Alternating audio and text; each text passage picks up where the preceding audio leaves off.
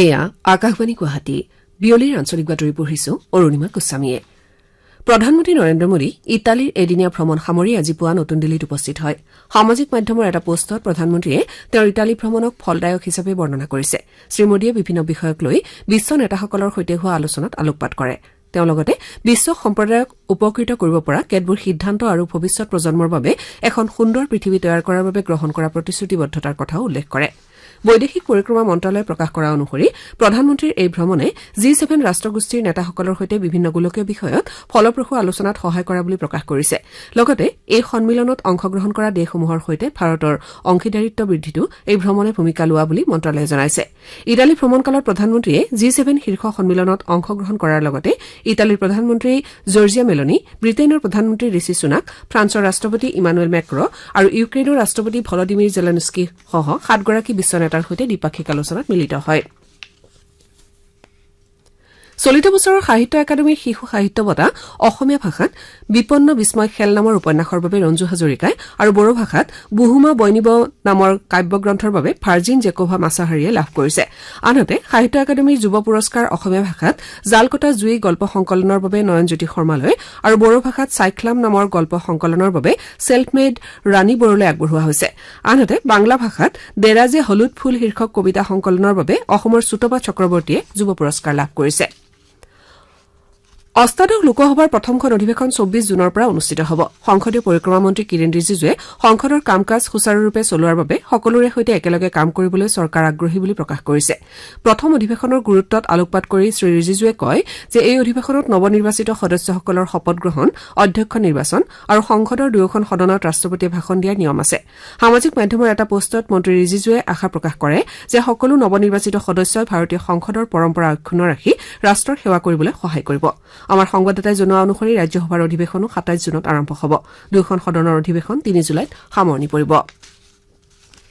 মুখ্যমন্ত্ৰী ড হিমন্ত বিশ্ব শৰ্মাই আজি শিৱসাগৰ জিলাৰ বিষ্ণুনগৰত নৱনিৰ্মিত ন্যায়িক আদালতৰ ভৱন আনুষ্ঠানিকভাৱে মুকলি কৰে। প্ৰায় 25 কোটি টকা ব্যয় সাপেক্ষে এই ভৱনটো নিৰ্মাণ কৰি উলিওৱা হৈছে।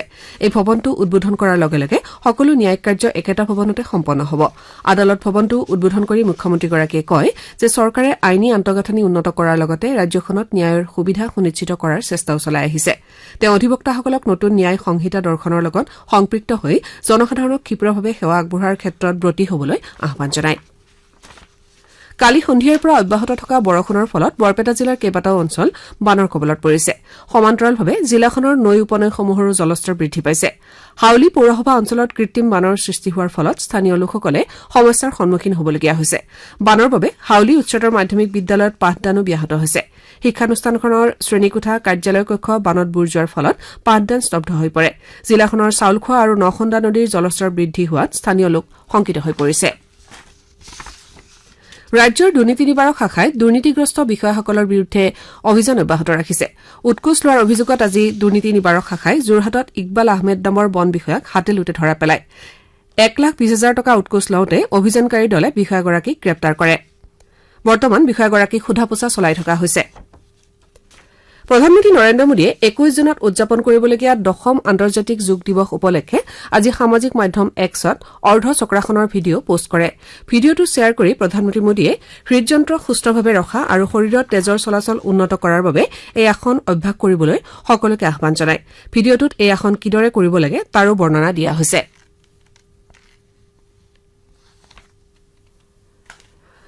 আকাশবাণী গুৱাহাটীৰ আজি নিশা 8:02 প্ৰচাৰ হ'বলগীয়া দৃষ্টিপাত অনুষ্ঠানত অসমত যোগৰ প্ৰসাৰ শীৰ্ষক বিষয়ত আলোচনা অনুষ্ঠিত হ'ব।